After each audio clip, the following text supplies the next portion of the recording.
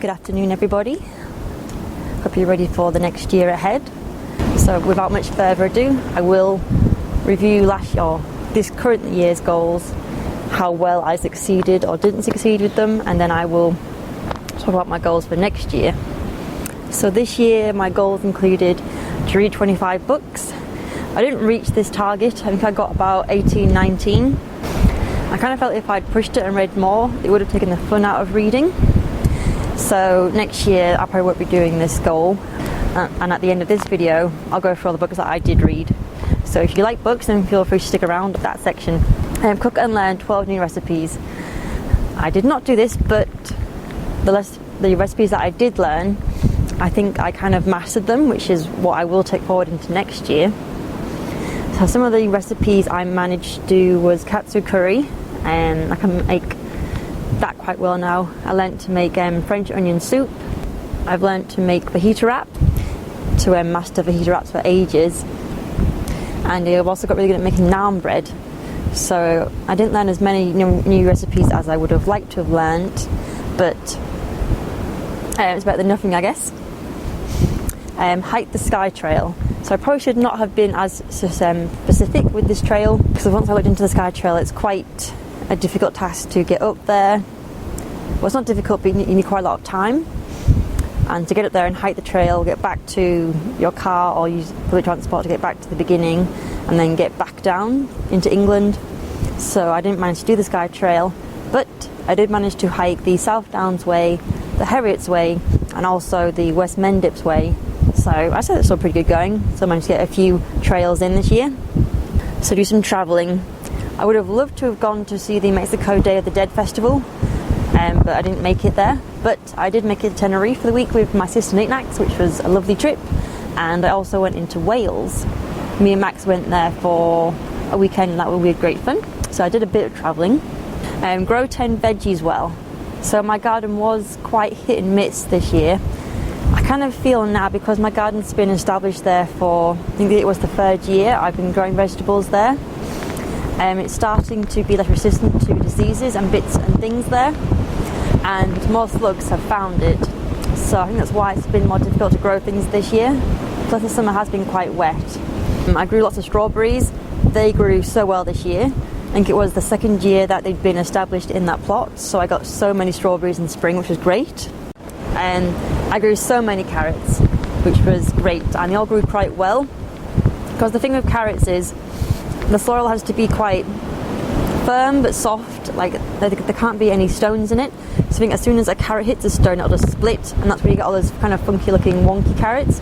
But I grew rainbow carrots, and they all grew into really tasty carrots, so they were a huge success.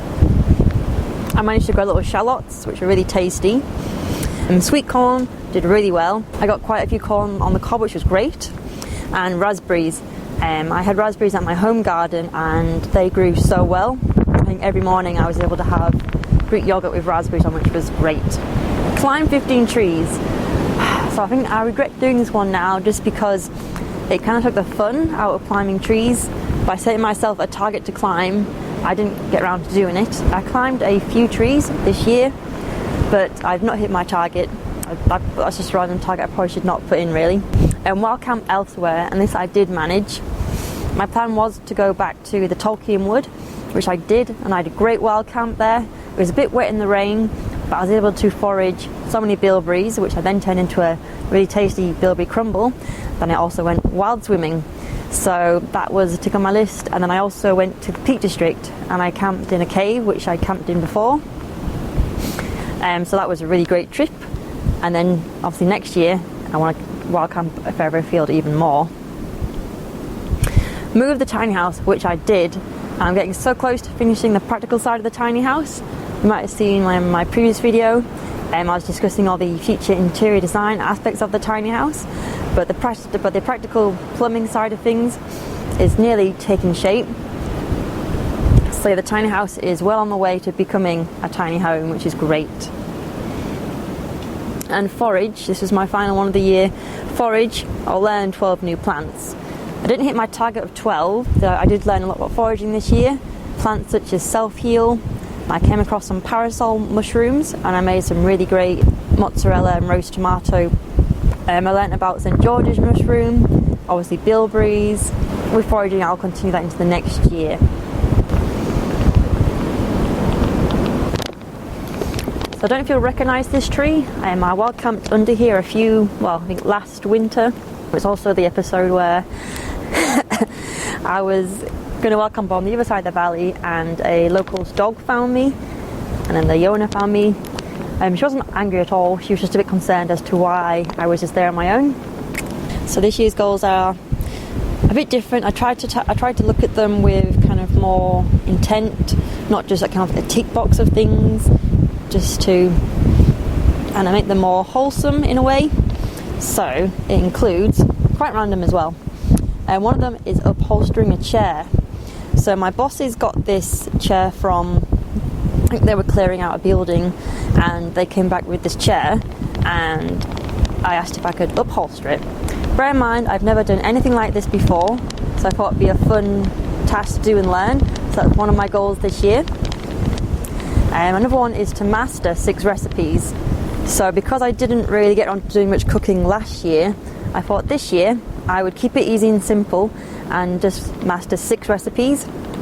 But of course this will involve me making the chosen recipe several times, but I want to kind of master things along the lines of baking bread, dare I say it. I did it a few times this year and it tasted okay, but some of the bread was a bit stodgy and dense, so that's something I need to work on. Another food I want to improve on is I want to make a really badass chocolate cake. That's on my to master list. So I haven't thought of all the dishes I want to level up on, but that is kind of what I'm aiming for. And I'm going to hike some more trails. This time I'm not going to name these trails because things change, but my goal is to do some more hiking this year, definitely. I like to get my resting heartbeat below 60. It kind of borders around early to mid 60s, depending on how much sleep I've got and how much caffeine I've had and how much exercise I've done recently. But I'd love to try and get it below 60 and keep it there. So that is one of my targets for this year, as well as improving my flexibility and just doing some more kind of an exercise in general, because I live a very active lifestyle, but I never really kind of push my heart into those kind of upper cardio levels. So that's what I'm kind of aiming to do this year. Go on some more adventures. There's a few lined up already, but that's definitely on the agenda, and it'd be either kind of longer wild camps or the hiking trails or just kind of weird and wonderful adventures. That's my kind of goal this year, is to go on some more adventures, be it driving on a motorbike, on foot, and obviously wild camp more. This year, in 2023, I got out and I hiked further afield, but this year I'd like to do some more of that and go to different national parks and so on. Maybe wild camp abroad, who knows? But that's the kind of plan. So I'd love to do some more wild camping elsewhere. And this is just a really simple one, but it is to kind of learn the basics of watercolours. It's something that I've always wanted to do and to get better at. I think I did it a bit at secondary school, but that doesn't really count. But I'd love to improve my watercolours. I did a tiny bit of it during lockdown, but it's something I would love to get really good at. A small one, but as a kid I used to play the piano, so I'd love to get back into that, and I put to master one piano piece. Surely I can just, learn one this year. So yeah, I'm going to end it there before I go off on a tangent. So those are my kind of goals this year, some weird and wonderful ones, and hopefully I've kind of taken them on a different direction this year. So stay tuned. I'll take the moment now to wish you all a very awesome 2024. I hope you have some goals for your own set this year, and I hope they go really well for you. And now I'll talk about all the books that I read this year. So yeah, hope you have a really good new year and take care. I'll see you in 2024. Goodbye. Which is the first book I completed this year. Kiwis Might Fly by Polly Evans. So this book follows the adventures of a woman who's just got her full licence for a motorbike, and she decides to go to New Zealand, as you do, and ride from the top of the North Island down to the south. And she did this in, I think, 2002, 2003, and basically alongside doing this she's on the hunt for what is a typical Kiwi bloke. So in some respects it does seem a bit dated, because I think her kind of vision of what a traditional Kiwi man is, someone who's, I guess, rough and rugged, doesn't show any emotion. So I thought that had dated the book quite a lot. But yeah, I enjoyed the book. And just for the adventure side of it, I don't think it really needed the element of what she was on the lookout for there. Because in the end, she just found a Kiwi bloke. Throughout her travel, she meets various Kiwi men, and they don't tick her criteria until the end. Sorry, Tobias. At last, I'd found the one remaining real Kiwi bloke. He was hairy and hard. He liked cars and killing. He was he was tough and virile. He was a cat. So I enjoyed it, but I don't think it needed that element adding to it. Another book I've read, which was a recommendation by my good friend Max, was this one, which has been helpful in terms of the tiny house planning. So it's the Rural Planning Handbook, and it just lists everything to do with rural, low impact planning, and this was a big help. There's a lot to get through, but it's got I like that you can dip in and out, and I quite like the case studies where it kind of lists other people's experiences and what they've done, and some outcomes are quite optimistic, where you think that people won't succeed and they do for one reason or another, and it's kind of crazy the ways they get around it. But yeah, no, this was an interesting read, and I do refer back to it a lot. I just finished this book literally last night, On Foot Through Africa, by Fiona Campbell, and it follows this lady, obviously called Fiona, as she walks around the world. So when she was, I think, when she was 16, she decided to walk from one end of Britain down to the other, and then she kind of gets a taste for it, and she decides to walk around the world. And this section of her round the world journey is when she ventures through Africa. She starts at the bottom and makes her way all the way to the top and ending in Morocco. I really enjoyed this book. This was a charity shop find. I never heard of this lady before. She has a backup team who follow her in Land Rover. There's normally 2 people, obviously to resupply, so they can help her, because I think she was walking, what her average was a day. Here's all her daily distance in kilometres. So I think she was averaging just below 50 kilometres a day, which is, I think, about 30 miles. But yeah, you kind of follow the people they run into, the good and the bad, other people who are doing overland trips, problems they have with border control and corruption. And I think one of the most harrowing things was when she was walking through Morocco at the end, and the amount of like sexual harassment she got. But now she kept on going amazingly, and she gets there. She now has made her way around the world on foot. I think there's some other books you can get by her. There's one book she hasn't written. I think it was when she was going through maybe Europe or America, purely just because once she finished the hike, all her notes and her journals got stolen, which would have been such a major blow. But I know there's one instance where she hasn't written about one particular story. So yeah, so that's what I've read so far. 3 books down. I'm currently on an audiobook. So that's where I'm currently at. So I finished it might be my 4th or my 5th book. It's called Skating to Antarctica by Jenny Diskey, I think. And it was a good book, but I kind of started it with no expectations apart from that it was about Antarctica, and I was hoping for more of a kind of travel adventure story about Antarctica, and the author does go there, but the book kind of goes back and forth between the journey to Antarctica and her kind of childhood. So it's a good book, but not what I was expecting, and I would have preferred a story which was purely just about travel and adventure in Antarctica. I didn't know that it was going to flick back and forth that much between her past. Good book, but it's probably one I won't be reading again. Cool, well, good afternoon, and a mini update on the books that I'm read and where I'm up to on them. It's currently the beginning of July, actually the beginning of August, and I'm nowhere near my 25 book mark, but it's about time I updated you. So here are some more books that I've read. 2 books of the South Downs Way, and between these 2 I probably took more from this book, so I definitely say I read most of this book, because every section of the hike that I would get to, I would refer back to this book. This one I didn't take with me, but it still had a lot of great information, and I especially loved all of the kind of breakdown of the different types of flowers. And it also broke down types of butterflies. So that was very useful to refer back to. So I'm going to count this towards my book count, but not this one. Another book I read was this one, Japonisme, I think. And it's by a lady called Erin Niimi Longhurst, who's half Japanese.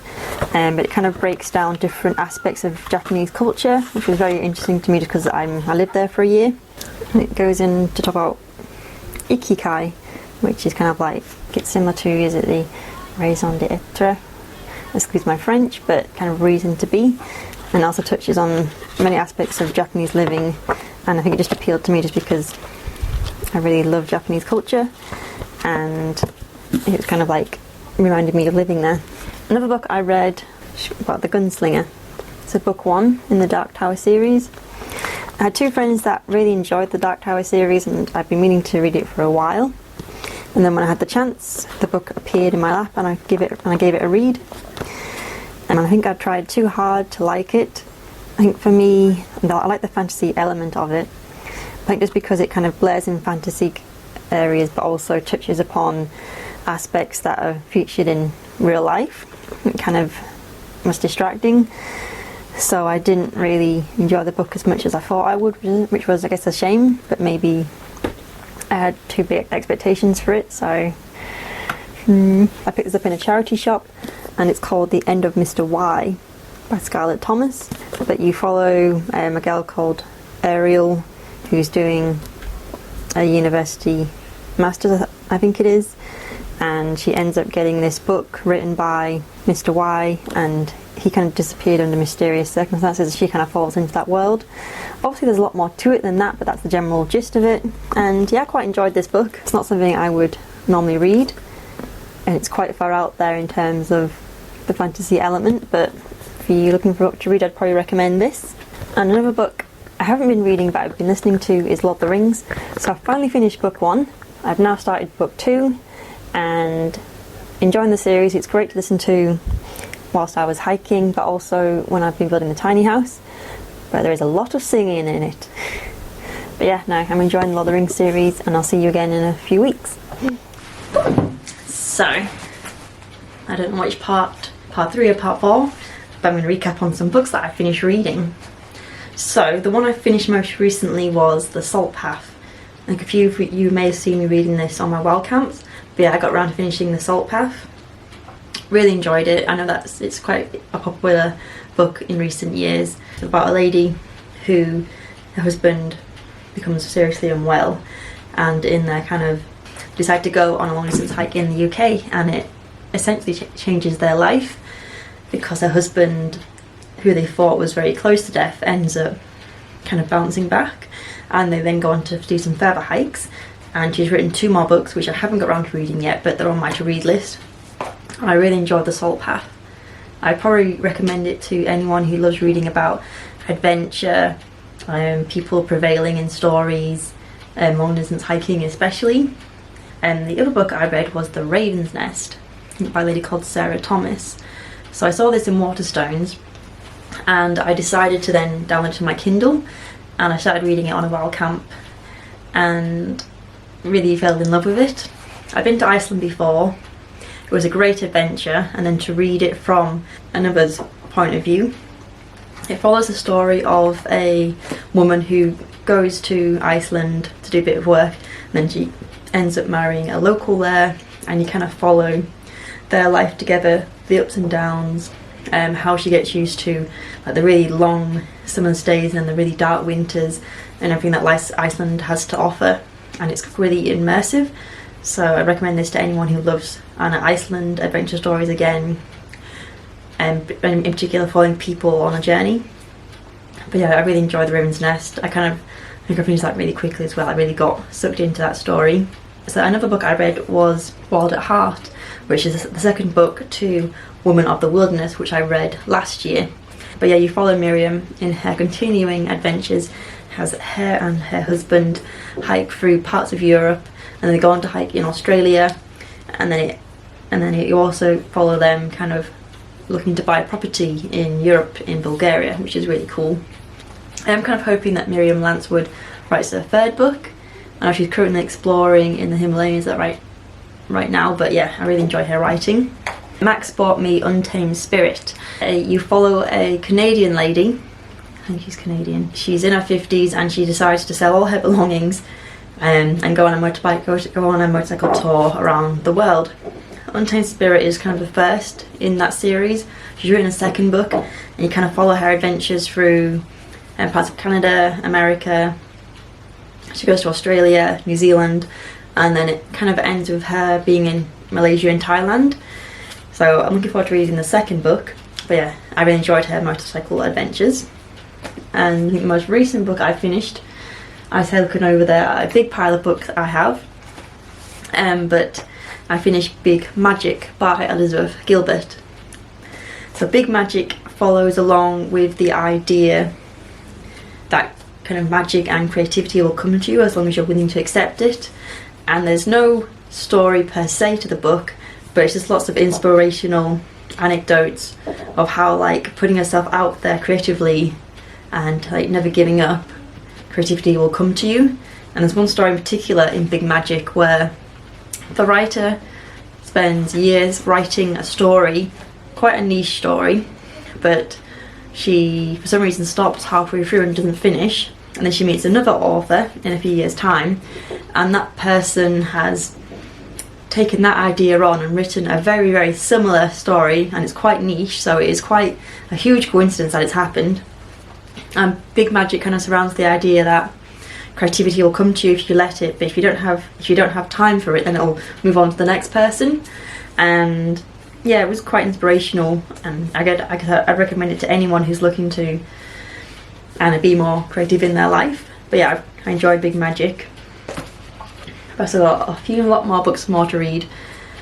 I think I've got maybe about 8 more books to read until I hit my target of 25 this year. I've got quite a few half started and half finished, so hopefully I'll get there.